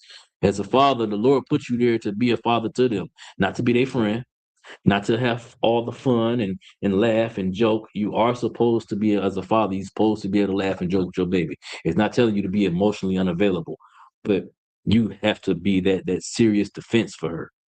No matter what, the end of nothing. You laughing and joking, she's laughing so hard, she's crying, she can't even see what's going on around her. But you laughing and joking, but your eyes are like a hawk. You see everything. At any point, Yarakai, did you ever feel unsafe laughing with your pops? You knew that no matter what y'all was laughing about, he still had an eye on what was going around in your surroundings. He knew that you needed to be taken care of no matter how bad things got or no matter how much fun y'all might have been having. That's what this is talking about. Your foundation was laid and it ain't never supposed to be altered. Ain't never supposed to be no compromise, nothing. That's how we protect our daughters from this beast, from this devil that wants to abuse and mistreat them. Keep going. Come. Marry thy daughter. Oh, Salaki, read that part again. Marry thy daughter. Marry that daughter. Now, to marry her literally means to go find her a husband. Don't let her pick for herself. Find her a man that's going to take care of her. Find her a man that's not going to mistreat her. And find her a man that fears the Lord. Don't let her go fall for the smooth talking thug down the street. Because you know what he's going to do? He's going to beat the hell out your daughter. It's going to happen. He's going to put his hands on her because he doesn't know how to handle his emotions. He's going to get angry and he's going to hurt her. And if you can't blame nobody but yourself because you weren't there to pick for her. Now, I'm not saying that there aren't situations where daughters go and just do what they want to do, but that goes back to earlier where he told them to put your hand on their neck. You be in her business. Stay in her business. Don't let her just think she being slick and do whatever she want to do. Because if you do that, all it's going to take is one smooth talking nigga to convince your daughter to come outside with him. That's it. It could be a bum. He ain't got to have no money. Or it could be a nigga with a bunch of money, and that makes it a whole lot easier. That's all it takes. Keep going. And so shalt thou have performed a weighty matter. And you, by doing that, you're performing a weighty matter. You're showing her something that you're setting the bar for every other man that she ever meets in her life. My daddy made sure I was taken care of. My daddy made sure that I was safe no matter where I went. My daddy when we walked across the street, my daddy held my hand. It's something so small. It seems so simple, but it's a big deal. She's safe when you hold her hand. Why? Because she's talking to you. She's in her world. She should be able to have her guard all the way down while yours is all the way up. So you walking down the street with your girl, with your lady, with your daughter, and then she just talking, and it's a car coming. You see the car coming. She don't see it. She talking to you. She's locked in like this, eyes, and the car coming. And you got to snatch her away. What if you wasn't holding her hand? It's a weighty thing. It seems so small, but it's not a small thing. Their lives are in danger. So much so that if we're not even holding on to them, the white man can come and just take them. Sin can come and just take them. They can be destroyed. Keep going. Oh, come. But give her to a man of understanding. Give her to a man of understanding. A man that understands the way that you're learning. A man that understands the way that you understand. This is the responsibility that we owe to women. And give her to a man that thinks that way. That we owe a responsibility to our women. Because if you don't, she'll end up with a man that's going to abuse her and misuse her, and he's going to destroy her. And God forbid she have children. Because you only do the worst possible things to them too. Keep going. Oh, God. Hast thou a wife after thy mind? Brother, do you got a wife after your mind? She a wife after your bag? Is she a wife after your whip? She after your friends, your connections, your network? Or is she a wife after your mind? How was she raised to be? It ultimately depends on us. We raise our daughters to be right, they're gonna seek the right things. If we be right, the women we attract we're gonna attract them for the right reasons. Keep going. Forsake her not, Mm-hmm. but give not thyself over to a light woman. Don't give yourself over to a light woman. Give yourself over to that woman that's seeking your mind. She wants you because of the type of man that you are. Not no light woman that's there because you got the bag. Nah, she bad. She all the bells and whistles on her, and she ain't worth nothing. She might have a great career, this, that, and the third, but she ain't respect you, dog. She make more money than you. You shut the hell up and you just give her sex when she wants it. You don't accept that. You don't give up your heart from a great, amazing woman that's there for you, down with you, up, down, whatever the case may be. You going through the hardest time in your life, and she there, you give up on her because this new pretty little thing that come by that make more money. She ain't worth what you got. Just because it look like gold don't mean it's gold. It's just shiny. It's shiny turd, shiny poop. I'm serious. Those women exist. Y'all young brothers, y'all don't understand them. The women really do exist. There's women out here that's predators, bro. They literally exist solely to destroy your home. Once they get you away from her, they don't want nothing to do with you. They do it for the love of the game. You're a plaything, especially as black men. We've been made what they call a commodity to women. If you're a good black man, you somebody of value, strength, and you got a woman with you, she hating on that sister right now. Because America tells her that she can only be with you. You can only be with her. That's it. So her goal is to get you away from her. It ain't about how good you are. She'll know the dynamics of things y'all had to go through to get built up to that point. Mm-hmm. She just see that black woman is happy and she not. She gonna take you from her. She'll cause all type of dysfunction in your life. And then she gonna meet you and she don't even like this nigga. And she's gonna leave you. And you don't fall for the trap stupidly. You lost a great woman that you done built with for this new model and it ain't worth nothing. Keep reading. Talk on. Honor thy father with thy whole heart, and forget not the sorrows of thy mother. That's it on that. Go ahead. I had this I had to make sure I go through my highlight. Go ahead. Zabot, let me know when it's 8:45. Sure. This is the book of Ecclesiastes, chapter 7, verse 26. And I found more bitter than death, the woman whose heart is snares and net. Find more bitter than death, the woman whose heart is snared than net. That's just what I was just talking about. There are women out here that's hearts is literally snares and nets. They don't want nothing but your downfall and destruction. They're trying to trap you so that they can destroy you and then get away from you. Keep going. Oh, man. In her hands is banned. In her hands are bands, meaning you're bound. Keep going. Whoso pleased with God shall escape from her. Escape from her. That's why that verse before in Ecclesiastes, Ecclesiastes, that's where he gets that from. Don't give yourself over to a light woman. Give yourself over to a heavy woman that's you got a whole lifetime of weight behind, relationship behind, experience with this woman. Don't give yourself up to this new light thing. There ain't nothing there, ain't no substance there, but your destruction. Is that it on that? So I get one more line. Good. But the sinner shall be taken by her. Sinner's gonna be taken by her. You're gonna throw away your amazing great woman for this worthless garbage that was raised by the world and don't love you, don't care nothing about you. She's want to use you. Those women exist. You need to know the difference between a good woman and a hoe. Let's drop. Is that it on it? Let's drop that. Let's go back to Ecclesiastes. Let's go to chapter 22 and verse 3.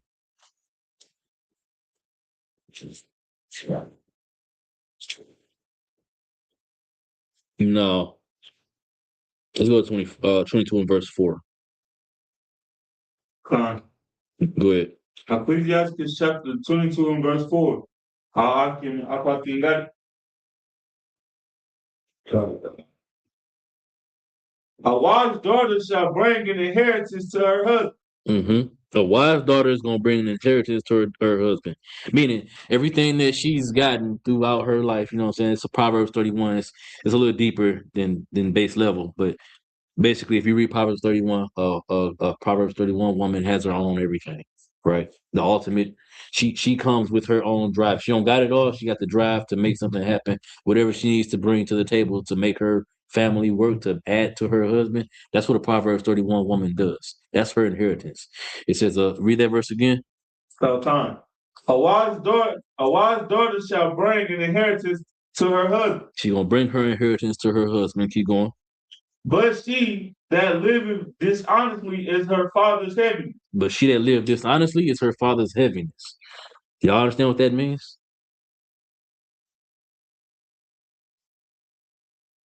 Kabashwan, you got a daughter.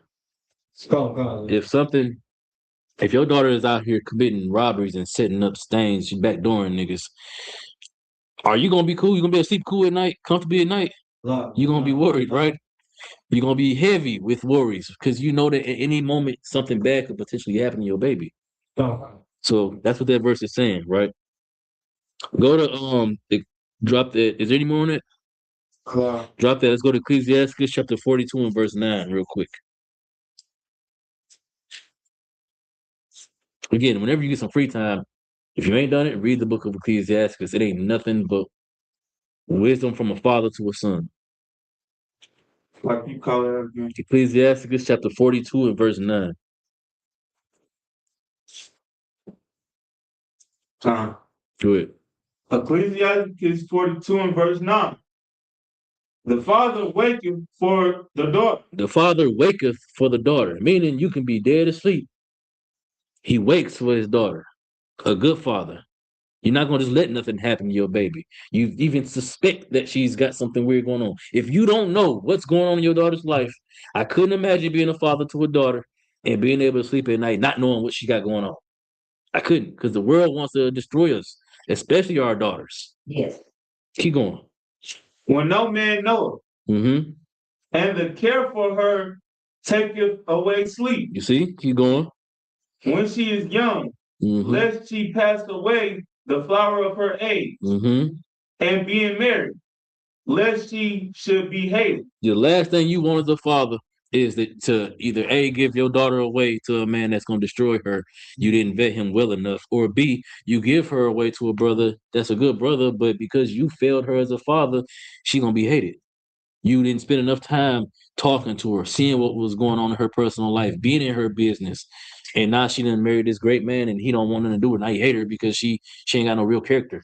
She just think being a bad bitch, excuse my language, is all that matters. And it's not. Keep going.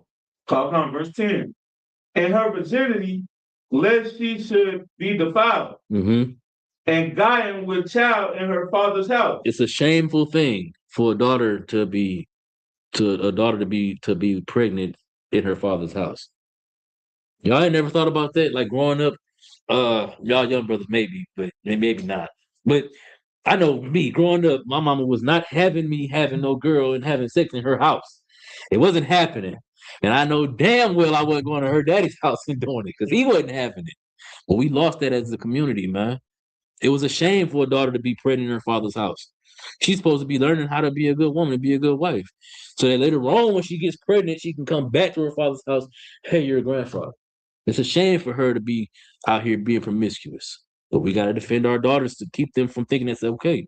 Because the world telling them that it is okay. Keep going.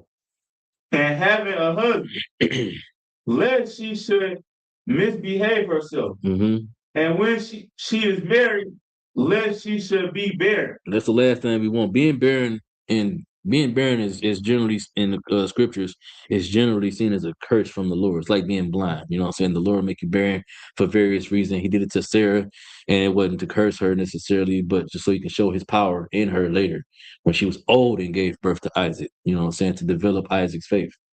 You know what I'm saying? And develop her faith. See what I'm saying? Keep going. So come, verse 11. Keep a sure watch over a shameless daughter. If your daughter is shameless, keep your eyes on her. Don't let her be shameless out here because terrible things are coming. Keep going. Lest she make thee a laughing stock to thy enemy. Not your friends. She ain't gonna make you a laughing stock to the people that you know. She gonna make you a laughing stock to the people that you supposed to be able to defend her from. My daughter ain't like that. Nigga, she was in Houston. Y'all seen that? Y'all seen that? The spring break in Houston. Y'all that don't know, spring break in Houston apparently was Freaknik 2025, 2026. They was whoredom. And this one girl, her name is Aaliyah something. And she's in like 9 or 10 different brothers' first night in Houston videos. Y'all understand what that means? That there's 9 or 10 brothers. Each first night in Houston had sex with her. And they got videos. That's a shameless daughter. You got to keep your eye on her because that's going to be your baby. If you don't keep an eye on her. If you leave her unguarded, undefended, if you ain't in her business, she's going to become a Houston story. Keep reading. Okay. And a byword in the city. And a byword, keep going. And a reproach among the people. A reproach among the people, meaning an embarrassment to our people, to our race of people. It's a disgusting thing. Keep going. And make thee ashamed before the multitude. Mm-hmm. Verse 12. Behold, not everybody's beauty, and sit not in the midst of women. Now, this is just talking about brothers being masculine. Long story short, or the long and short of that really is just about brothers not being weak. Don't be around a bunch of women and all in their faces. Hang around men, young brothers. Don't sit in a bunch of women's faces. Because you're sitting around a bunch of women that's destroyed 9 times out of 10. You're sitting around a bunch of lonely, single black women, or that black women that's got men that's cheating on them because the world told them it's more fun to do what you want to do. Don't be all up in their faces. Be in the faces of men who are good men, righteous brothers, so that you can know how to be a good man, how you can know how to be a good brother and a good father. Right? We got time for another one. It's 8:44. We get one more. Let's go. Where do I want to go?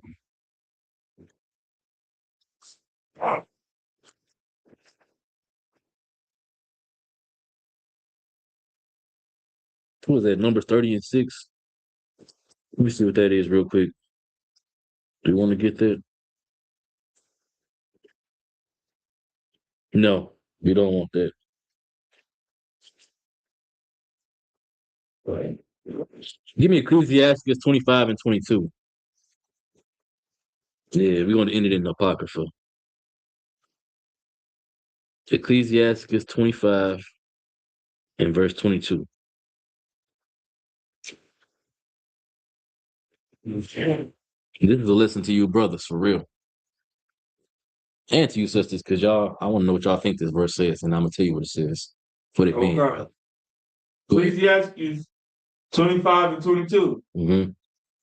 A woman, if she maintain her husband, is full of anger, imprudence, and much reproach. What does that verse mean? What is it saying? I want a sister to answer. Read it again. A woman, if she maintain her husband, is full of anger, imprudence, and much reproach. What does it mean for a woman to maintain her husband? Go ahead, Raul. Maintain her husband. What does it mean to maintain him? No. What does it mean to maintain her husband? Is it talking about money? Their money. It's not talking about money, no. So what's it talking about? What is maintaining her husband? It kind of ties back into what we read about earlier. What was the father supposed to do to his daughter? It was one of the first ones we read. Protect it. Yeah. But And bring it up. But part of bringing her up, he's supposed to do what? Yeah, in her business. Be in her business. Put his foot on her neck. If a woman has to do that to her husband, she's gonna be what? Read that verse again. A woman, if she maintain her husband, is full of anger, imprudence, and much reproach. The woman shouldn't have to tell you to be right. She shouldn't have to tell you to be a good husband. She shouldn't have to tell you to be a good brother, a good man. You should be that way. But she's married to you. She can't leave you. So now she's stuck with this worthless, not good man. Don't no woman want that. Don't no woman want that. Please that. Get us sister. So that's the reality, brothers. Like I said, we want our women to be submissive. We want our sisters to be right. We want them to shut their damn mouths, but we can't expect them to do that thing if we ain't right. It starts with us, brothers. The class is about the sisters on the surface, Yes. but it really is about us. We got to be right. They'll be right. They'll fall in line, man. It ain't even hard. So long as we do right, they'll get right. That's it. That's simple, man. All right. You got any questions? Any questions in the class? Everybody to up? All right. With that, I'll go ahead. I want to end the class over. Oh, go ahead. Pull that precept. What you got? Ephesians chapter 6. And can I start at 11? Good. In verse 11.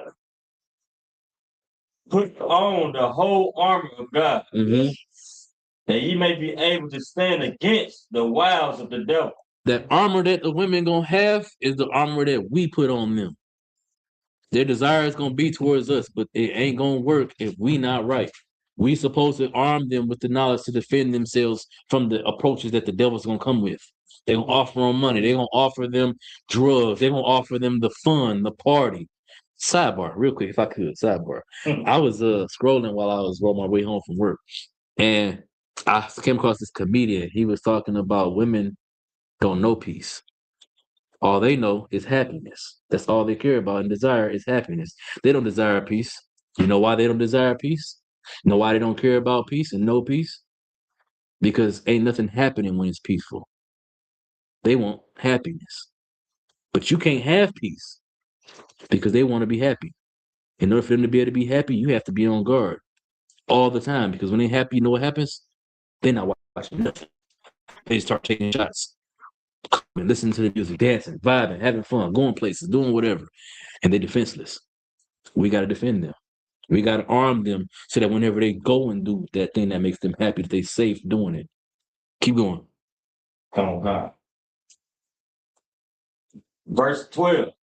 For we wrestle not against flesh and blood. It ain't the white man physically coming to snatch our babies up and put them in a chair and hook them up to a TV and make them watch film of pornography and pimping and stuff like that and whatever. It ain't physically happening to them like that. It's a spiritual thing. Keep going. But against principalities, against powers, against the rulers of darkness of this world, against spiritual wickedness in high places. You see? The attack is on their spirits. It's not on their flesh. Their flesh getting attacked and destroyed is just a byproduct of their spirits being available. We have to defend it. Is that it on it? Yeah. All right. Anybody got any questions? We got somebody online? What does it say? We turn into watchdog. That's what we're supposed to be as watchdogs. All right. Anybody got any questions?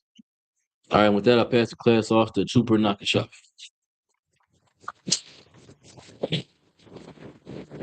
Can I turn the camera for him?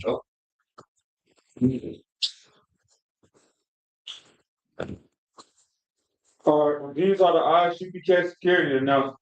We are the ISUPK started out at 1 West 125th Street, Harlem, New York. Rules for any brother and sister, for any new brother or sister. When a new brother or sister comes to the school, they are off limits for 6 months. They are to be saluted only. They are here to shed themselves for the world. If they need transportation, the teacher will arrange it. After 6 months, if a brother or sister has interest in a particular person, he or she must get permission from head to speak to a brother or sister. There's another 6 months in which the brother and sister will court each other. After this 6 months period, the brother and sister will get permission from the head to marry. Tithes, which is commandment. Found in Numbers 18:21 of Malachi 3, verse 8 through 10. Means tenth in Hebrew. Ma'ashra. 10% of every penny of any increase the Lord gives you. Give to the church department or teach. Priest fund, free will offering for priests, not mandatory. Whatsoever amount you like. Upcoming holy convocation, the Passover, April the 4th. Mm-hmm. Good Lord, a hand for Passover. Man. Salaki, go ahead. Reminder all occupants are welcome to check the bulletin board and hallway. If anyone wants to be a trooper in the school, to start wearing all black, blue shirt, pants, headband, and scarf. On that, my means stand. All right, first we're gonna get one courtesy salute. Go slow. Shabbat. Barak. Now, what we just said was Yahweh, in the name of the Most High, in the name of Jesus Christ, bless you. Barakatah. Go ahead. Yahweh. Sorry. Sorry, means turning face to sisters.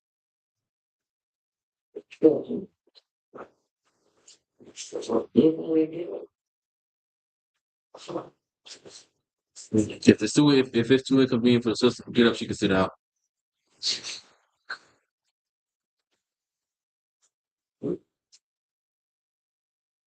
All right. We'll give one courtesy salute to the sisters. Ahmad, Shabbat, Ahmad, Barak. Yahweh Shemal Khan Ba'Shem Yahweh Shah. Now, what we just said to the sisters is, Lord, in the name of, it's like it. Lord, watch over you in the name of Yahweh Shah, in the name of Jesus. Yahweh. Sorry. Class dismissed. Shalom, Israel. It's that time again. The ISUPK, under Commanding General Yahana, presents the Lord's 57th Annual Passover. That's right, the Lord's 57th Annual Passover, April 4th, 2026, in Houston, Texas. All Black, Hispanics, and Native Americans are commanded to observe the Lord's Passover. This will be the biggest Passover to date. You do not want to miss this. Fresh lamb, fresh wine, and bitter herbs as commanded by the Most High. Only $200 per person, ages 17 and up. The biggest event of the year. There is only one Passover, and it's under Commanding General Yahana. See you there, Israel. Shalom. Nobody else there to compare to. Train for war, men of war, and war like apparel. Prefer our leaders, can't get between us. Watch where you stepping.